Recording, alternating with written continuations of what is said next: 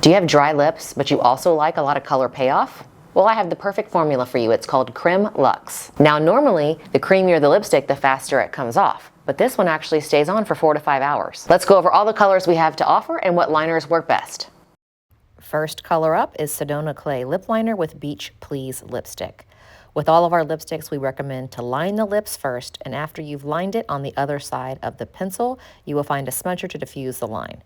You apply the lipstick directly to your lips and then massage your lips together. This color is kind of a neutral salmon with a little bit of a rose tone. Second color is Sedona Clay Lip Liner with Brown Sugar Lip Color. As you can see, Sedona Clay is very neutral and it goes with a lot of different shades. Stay away from this liner if you're using berries or reds, but most other colors work well. Brown Sugar is a great color for someone who doesn't like pink and they don't like orange. It's very neutral, natural enhancement of a lip color. If you're looking for a cooler pink, Holly Berry and Utterly Pink would be a good match for you.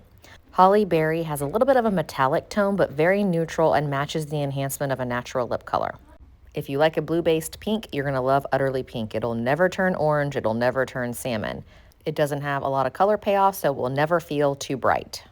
Next up is one of my favorites. I use it all the time. French Rose with Paris with Love. Did you notice those names go together? That was on purpose.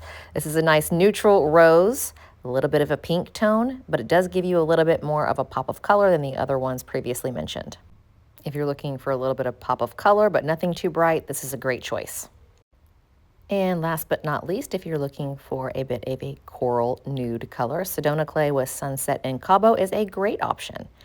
And as you can see, Sedona Clay is just a good liner to have on hand because it goes with most everything. I love this color for spring, summer, when I'm wearing something warm, because I like the brightness of the coral it gives me without being electric neon orange. I hope this video helps in your color selections.